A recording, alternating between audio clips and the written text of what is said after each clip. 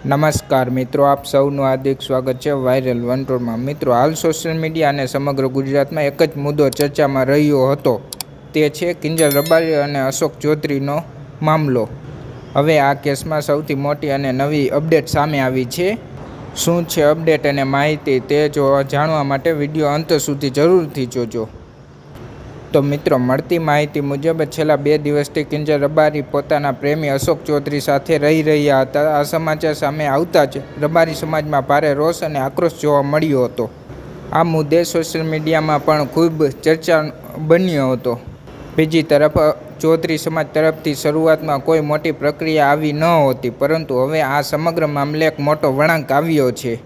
મળતી માહિતી મુજબ ગઈકાલે રાત્રે રબારી સમાજ અને ચૌધરી સમાજ વચ્ચે બેઠક યોજાઈ હતી। આ બેઠકમાં બંને સમાજના આગેવાનો હાજર રહ્યા હતા અને આ મામલે લાંબી ચર્ચા કરવામાં આવી હતી અને આ બેઠક બાદ એક મહત્વનો નિર્ણય લેવાયો। કહેવામાં આવી રહ્યું છે કે સમાજની નામંજૂરીને ધ્યાનમાં રાખીને બંને યુવક યુવતીને અલગ થવાનો નિર્ણય લેવામાં આવ્યો છે।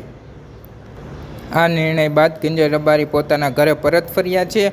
સૌથી રસપ્રદ વાત એ છે કે પોતાના ઘરે પરત આવ્યા બાદ કિંજલ રબારીએ પોતાના સોશિયલ મીડિયા પરથી આ મુદ્દા સંબંધિત ઘણા વિડીયો પણ દૂર કરી દીધા છે।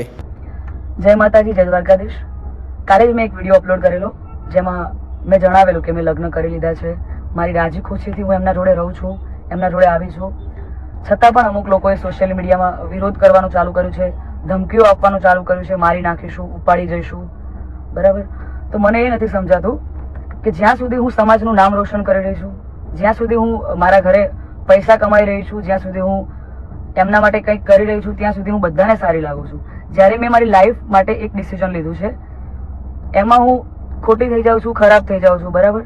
અને એને લઈને ઘણા બધા લોકોએ એવું બી મૂક્યું છે, સમાજવાળાઓ લોકોએ, કે ભાઈ અમે દીકરીઓને ઇન્સ્ટાગ્રામ, ફેસબુક બધું યુઝ કરવાનું બંધ કરાવી દઈશું। તો આ નિયમ ફક્ત દીકરીઓ માટે કેમ છે, મને એ નથી સમજાતું। આપણા દીકરાઓ જ્યારે કોઈ બીજા સમાજની દીકરીને લઈને આવે છે, ત્યારે આપણે બધું એક્સેપ્ટેબલ હોય છે। જ્યારે એ જ કાર્ય આપણી દીકરી કરે છે, ત્યારે આપણે એના વિરુદ્ધમાં જઈએ છીએ।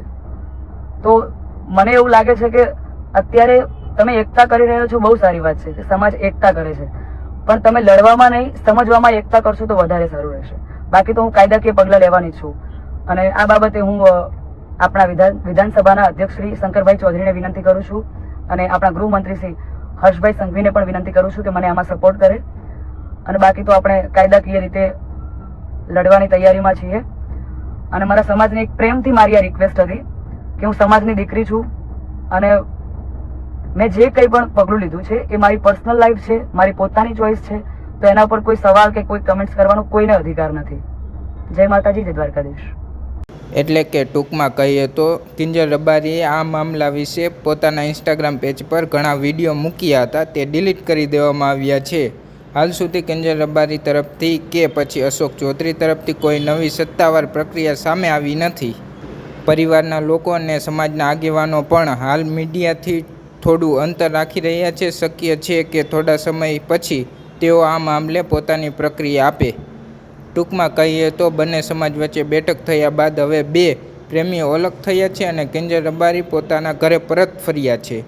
હવે આગળ આ મામલે શું નવી અપડેટ મળે છે તે જોવાનું રહ્યું અને તમારું શું માનવું છે આ વિષય પર કોમેન્ટ બોક્સમાં જરૂરથી જણાવજો। મિત્રો, માહિતી સારી લાગી અને વિડીયો ગમ્યો તો લાઇક કરજો અને આવી જ માહિતી માટે વાયરલ વંટોળ યુટ્યુબ ચેનલને સબસ્ક્રાઈબ કરો। જય હિન્દ, જય ભારત।